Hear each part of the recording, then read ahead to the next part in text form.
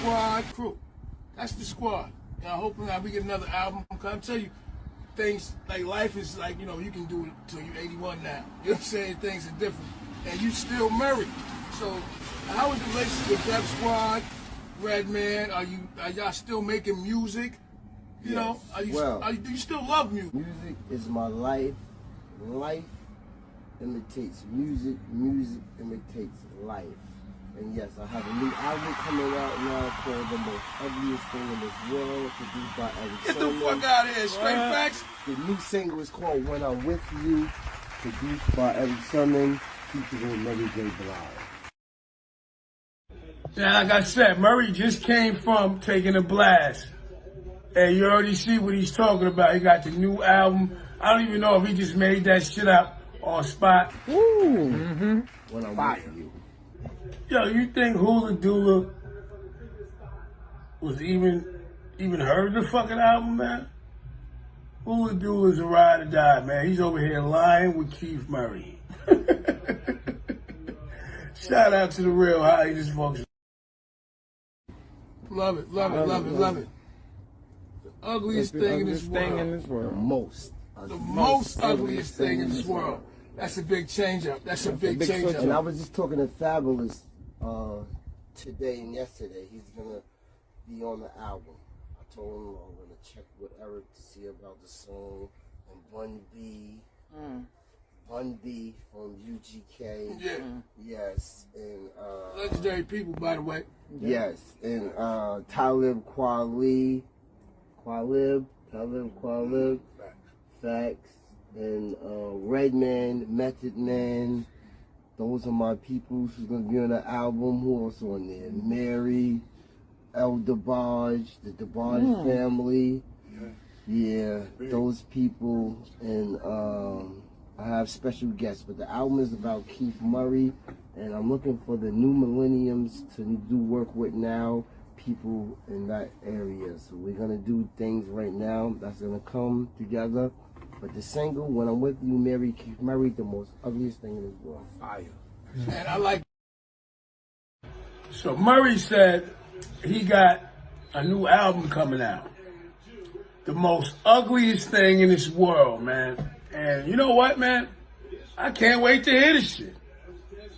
If it's true, man, he just name dropped a lot of people right here on Highly Dysfunctional, man. He said they gonna be on the album, and he mentioned it to me.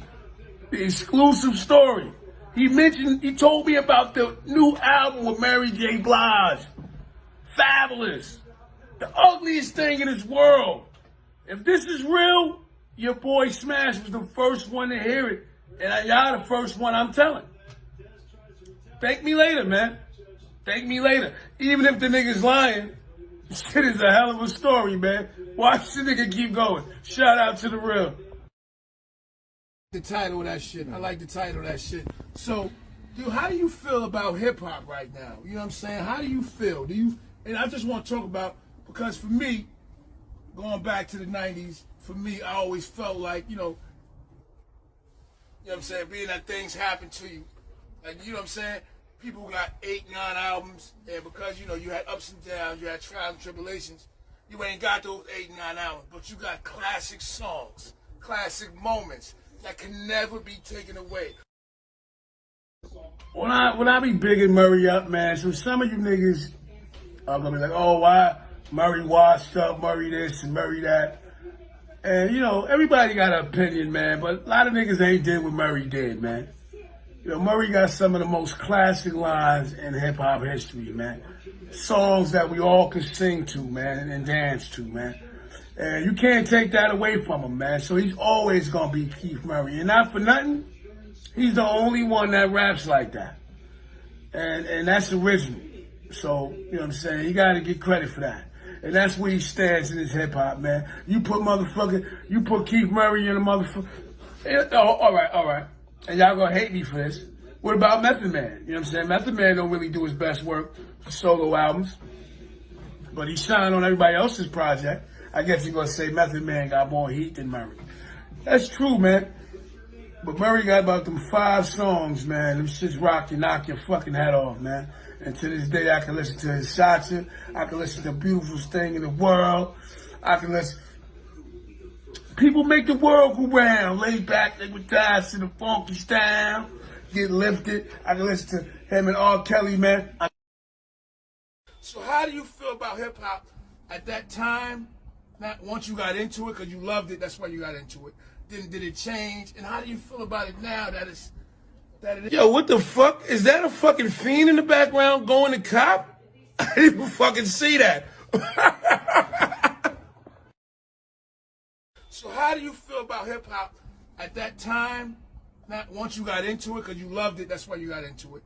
Then did it change? And how do you feel about it now that it is where the direction is going now?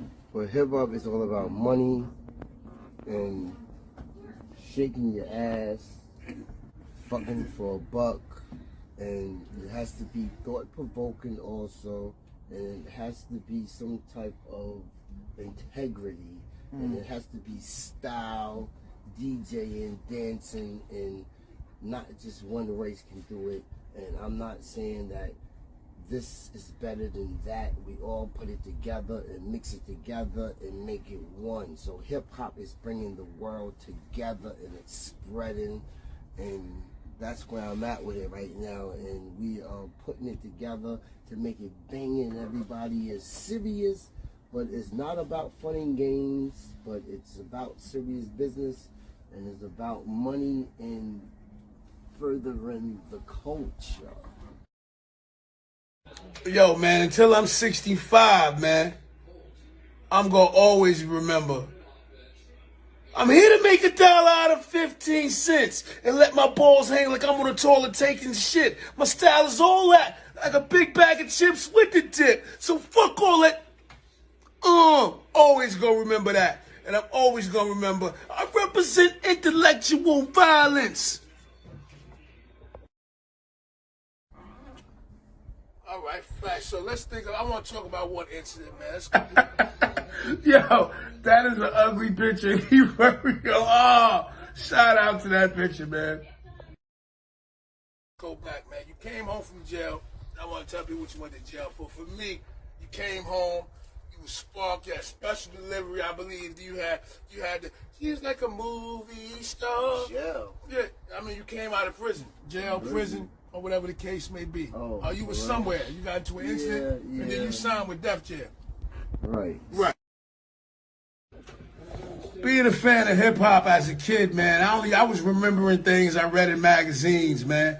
Like I remember when he went up to Def Jam and was Wild Out. I can't remember it, you know what I mean, verbatim right now, but I remember that shit. I remember he got blackballed. I remember he came home to a little stardom, you know what I'm saying? He had a Benz, you know what I'm saying? He dropped that song. She was like a movie star, and I thought he was back, because like I said, I'm a Keith Murray fan. And then more turbulence, more turbulence, more turbulence. I don't know what the fuck happened, but more turbulence. So, and then you came back, and then something happened. I see you had the big dick. I'm a fan. I was a kid then. I was in that jail, but I'm always a fan.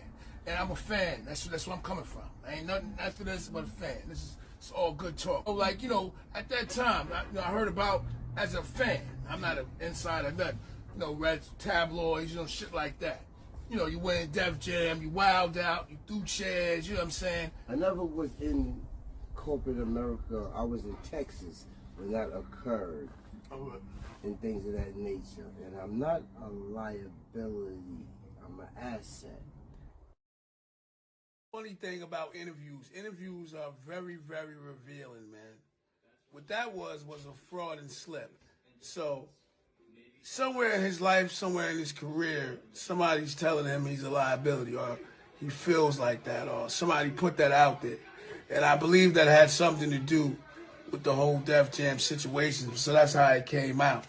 So, you know, interviews are funny, man. It's very revealing. He just shot that out there. I'm not a liability.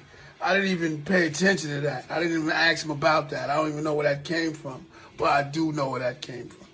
And like I said, man, you never know what people went through or you know, what happened during their journey, you know? Shout out to the real. And I'm here to make music and move the culture forward and have a good time and make money, but at the same time have resilience and perseverance. Like I told you, man, Keith Murray brought the dictionary to the interview, man. He's really like this, so that's why he always came out with them type of raps. You know what I'm saying? He probably was really writing raps out of the dictionary. I really believe in that. Shout out to Cannabis. We need an interview. The right people, it's traumatizing when you come into that type of success. When you come into that money, and then you got to deal, and you don't know how to deal. You know what I'm saying? You just don't know how to, prepare to deal with your family. You know what I'm saying? Yeah. At your heels or your friends. When you're in a position to do for people and give people money, you're a good guy. But when you don't have money, they look at you as a person who's not looking out for them. So just make sure that, every day you have a roof over your head and you're being a good person. I don't know where this interview is going, so maybe y'all want to stop and figure out where we're going with this. Where we going? Nigga Murray was trying to flex on a nigga right there. But a lot of, like I said, interviews are revealing now that I've been doing this for a while. Body language is revealing. And like I said, those questions made him uncomfortable. So he's like, I don't know where this is going. And I don't know why they cut this out. And I was like, where it's going, where you wanted to go, Murray. And then everything got back on track, man. Because for a minute, I thought I was going to have to whoop Keith Murray's ass. And this ain't no disrespect. I'm introducing me, too. And niggas got respect around this motherfucker. Shout out to the real, highly dysfunctional. Yeah, man, I was just trying to catch up with Murray, man, because I really don't know what the fuck Murray doing, man. And I ain't do no more research, you know what I'm saying? I just knew what I knew about him, you know what I'm saying? And that's from a fan perspective, you know what I'm saying? And I wanted him to, spread a little light on his life, on his personal life, man. Because this video is going to be worth so many motherfucking words, man. I just want to know what the hip-hop community is doing about this, man. You know what I'm saying? Shout out to the real, highly dysfunctional. Where my boys at? I feel about what's going on today, 2020, man. The climate,